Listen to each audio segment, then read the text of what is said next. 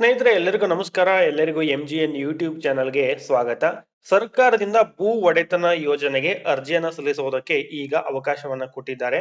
ಈ ಒಂದು ಯೋಜನೆ ಅಡಿಯಲ್ಲಿ ಸರ್ಕಾರದಿಂದ ಮಹಿಳೆಯರಿಗೆ ಕೃಷಿ ಭೂಮಿಯನ್ನ ಖರೀದಿ ಮಾಡಿ ನೋಂದಣಿ ಕೂಡ ಮಾಡಿಕೊಡುತ್ತೆ.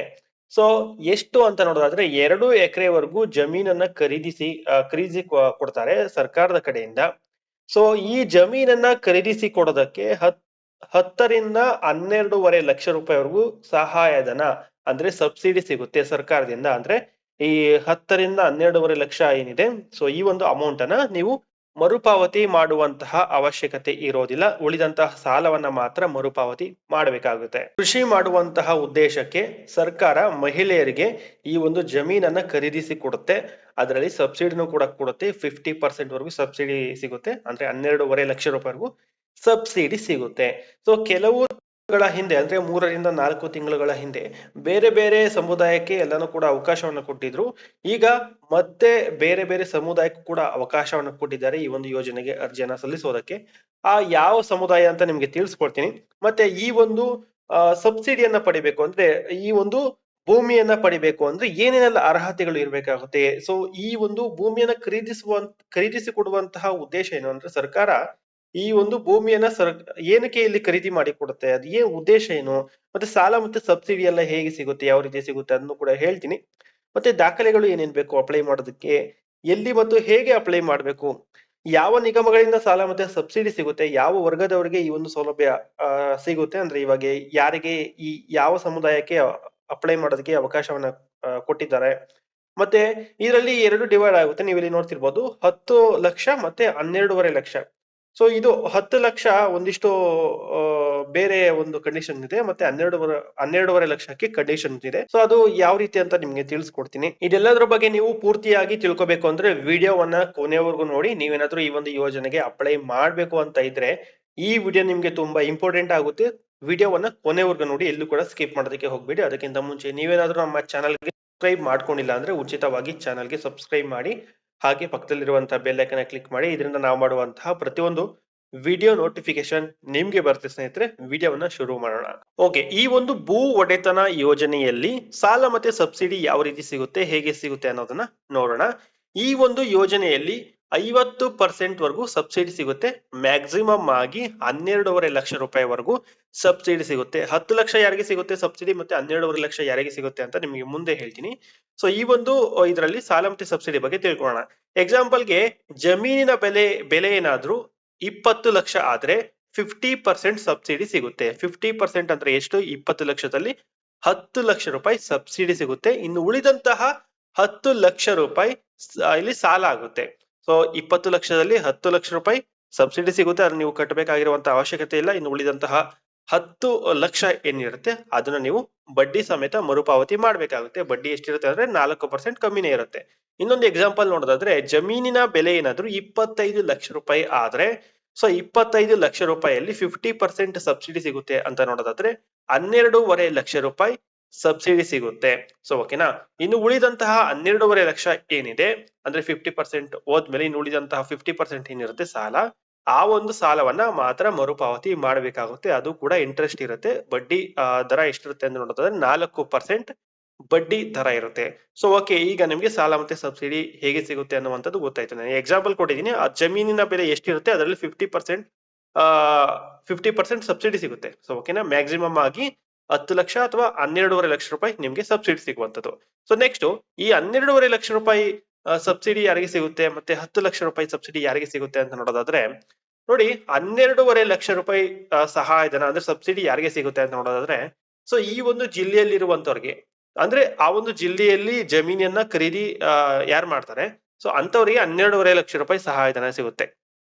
ಸೊ ಯಾವ ಜಿಲ್ಲೆಯವ್ರಿಗೆ ಅಂದ್ರೆ, ಬೆಂಗಳೂರು ನಗರ ಜಿಲ್ಲೆ ಮತ್ತು ಬೆಂಗಳೂರು ಗ್ರಾಮಾಂತರ ಜಿಲ್ಲೆ, ಹಾಗೇನೆ ಚಿಕ್ಕಬಳ್ಳಾಪುರ ಜಿಲ್ಲೆ ಮತ್ತೆ ರಾಮನಗರ ಜಿಲ್ಲೆ, ಈ 4 ಜಿಲ್ಲೆಗಳಲ್ಲಿ ಯಾರಾದ್ರೂ ಕೃಷಿ ಭೂಮಿಯನ್ನ ಖರೀದಿ ಮಾಡಿದ್ರೆ ಈ ಒಂದು ಭೂ ಒಡೆತನ ಯೋಜನೆ ಅಡಿಯಲ್ಲಿ ಅವರಿಗೆ 12.5 ಲಕ್ಷ ರೂಪಾಯಿ ಸಿಗುತ್ತೆ. ಉಳಿದಂತಹ ಜಿಲ್ಲೆಗಳು ಏನಿದಾವೆ ಆ ಜಿಲ್ಲೆಗಳಲ್ಲಿ 10 ಲಕ್ಷ ರೂಪಾಯಿ ಸಬ್ಸಿಡಿ ಸಿಗುತ್ತೆ.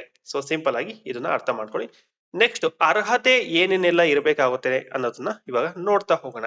ಪರಿಶಿಷ್ಟ ಜಾತಿಗೆ ಅಥವಾ ಪರಿಶಿಷ್ಟ ಪಂಗಡಕ್ಕೆ ಸೇರಿದವರಾಗಿರ್ಬೇಕು. ಅಂದ್ರೆ SC ST ಅವರು ಆಗಿರ್ಬೇಕು. ಯಾವ ಯಾವ ನಿಗಮದವರು ಕೂಡ ಅಪ್ಲೈ ಮಾಡುವುದು ಅಂತ ನಿಮ್ಗೆ ಇವಾಗ ಹೇಳ್ತೀನಿ. ಸಮಾಜ ಕಲ್ಯಾಣ ಇಲಾಖೆಯಿಂದ ಡಾಕ್ಟರ್ BR ಅಂಬೇಡ್ಕರ್ ಅಭಿವೃದ್ಧಿ ನಿಗಮದವರು ಕೂಡ ಅಪ್ಲೈ ಮಾಡಬಹುದು. ಕರ್ನಾಟಕ ಬೋವಿ ಅಭಿವೃದ್ಧಿ ನಿಗಮದ ಕಡೆಯಿಂದ ಅಪ್ಲೈ ಮಾಡಬಹುದು. ಮತ್ತೆ ಕರ್ನಾಟಕ ತಾಂಡ ಅಭಿವೃದ್ಧಿ ನಿಗಮ, ಕರ್ನಾಟಕ ಆದಿಜಾಂಬವ ಅಭಿವೃದ್ಧಿ ನಿಗಮ, ಕರ್ನಾಟಕ ರಾಜ್ಯ ಸಫಾಯಿ ಕರ್ಮಚಾರಿ ಅಭಿವೃದ್ಧಿ ನಿಗಮ, ಕರ್ನಾಟಕ ಪರಿಶಿಷ್ಟ ಜಾತಿ ಮತ್ತು ಪರಿಶಿಷ್ಟ ಪಂಗಡಗಳ ಅಲೆಮಾರಿ ಅಭಿವೃದ್ಧಿ ನಿಗಮ. ಈ ಇಷ್ಟು ನಿಗಮದಿಂದನೂ ಕೂಡ ಇಷ್ಟು ನಿಗಮದಲ್ಲೂ ಕೂಡ ಈ ಒಂದು ಯೋಜನೆ ಲಭ್ಯ ಇದೆ. ಇಷ್ಟು ನಿಗಮದಿಂದಲೂ ಕೂಡ ಅಪ್ಲೈ ಮಾಡಬಹುದು ಸಮಾಜ ಕಲ್ಯಾಣ ಇಲಾಖೆಯಿಂದ SC ವರ್ಗದವರು.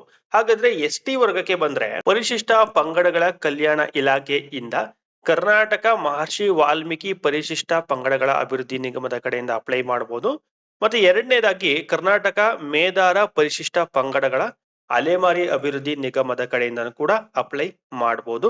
ಒಟ್ಟಾರೆಯಾಗಿ SC ಮತ್ತೆ ST ವರ್ಗಕ್ಕೆ ಸೇರಿದವರಾಗಿರ್ಬೇಕು. ಇದಿಷ್ಟು ಯಾವ ವರ್ಗದವರು ಅಪ್ಲೈ ಮಾಡಬಹುದು ಈ ಒಂದು ಯೋಜನೆಗೆ ಅನ್ನೋದು ಆಗಿತ್ತು. ಇನ್ನು ಮುಂದಿನ ಅರ್ಹತೆಯನ್ನ ನೋಡ್ತಾ ಹೋಗೋದಾದ್ರೆ ಕರ್ನಾಟಕದ ಕಾಯಂ ನಿವಾಸಿ ಆಗಿರ್ಬೇಕು. ಅಂದ್ರೆ ಕರ್ನಾಟಕದವರಾಗಿರ್ಬೇಕು. ಕರ್ನಾಟಕದಲ್ಲಿ ಅವರು ವಾಸ ಇರಬೇಕಾಗುತ್ತೆ. ನೆಕ್ಸ್ಟ್ ಮಹಿಳಾ ಕೃಷಿ ಕಾರ್ಮಿಕರಾಗಿರ್ಬೇಕು. ಅವರು ಮಹಿಳೆಯರಾಗಿರ್ಬೇಕು, ಕೃಷಿ ಕಾರ್ಮಿಕರಾಗಿರ್ಬೇಕು. ಓಕೆನಾ, ಮಹಿಳೆಯರಿಗೆ ಮಾತ್ರ ಇರುವಂತಹ ಯೋಜನೆ ಇದು. ಪುರುಷರಿಗೆ ಈ ಒಂದು ಯೋಜನೆಯಿಂದ ಲಾಭ ಸಿಗೋದಿಲ್ಲ. ನೆಕ್ಸ್ಟ್ ಕೃಷಿ ಭೂಮಿ ಇರಬಾರ್ದು. ಮಹಿಳೆ ಆಗಿರ್ಬೇಕು, ಕೃಷಿ ಕಾರ್ಮಿಕರಾಗಿರ್ಬೇಕು, ಮತ್ತೆ ಇನ್ನೊಂದು ಕೃಷಿ ಭೂಮಿ ಅವ್ರ ಹತ್ರ ಇರಬಾರ್ದು. ಯಾವುದೇ ರೀತಿಯಾದಂತಹ ಜಮೀನು, ಕೃಷಿಗೆ ಪಟ್ಟಂತಹ ಜಮೀನು ಅವ್ರ ಹತ್ರ ಇರಬಾರ್ದು. ನೆಕ್ಸ್ಟ್ ಅರ್ಹತೆ ನೋಡೋದಾದ್ರೆ ಅರ್ಜಿ ಸಲ್ಲಿಸುವವರು ಅಥವಾ ಕುಟುಂಬದ ಸದಸ್ಯರು ಸರ್ಕಾರಿ ಅಥವಾ ಅರೆ ಸರ್ಕಾರಿ ಕೆಲಸದಲ್ಲಿ ಇರಬಾರದು. ಸೊ ಈ ಒಂದು ಯೋಜನೆಗೆ ಅರ್ಜಿ ಸಲ್ಲಿಸುವಂತಹ ನಿಮ್ಮ ಕುಟುಂಬದಲ್ಲಿ ಅಥವಾ ಅವರ ಕುಟುಂಬದಲ್ಲಿ ಯಾರು ಕೂಡ ಸರ್ಕಾರಿ ಅಥವಾ ಅರೆ ಸರ್ಕಾರಿ ಗೌರ್ನಮೆಂಟ್ ಜಾಬ್ ಅಲ್ಲಿ ಇರಬಾರದು. ಸೊ ಓಕೆನಾ, ಇದಿಷ್ಟು ಮಿನಿಮಮ್ ಅರ್ಹತೆ ಇರಬೇಕಾಗುತ್ತೆ ಈ ಒಂದು ಯೋಜನೆಯಿಂದ ಲಾಭವನ್ನ ಪಡಿಬೇಕು ಅಂದ್ರೆ, ಅಥವಾ ಈ ಒಂದು ಯೋಜನೆಗೆ ಅರ್ಜಿಯನ್ನ ಸಲ್ಲಿಸಬೇಕಾದ್ರೆ.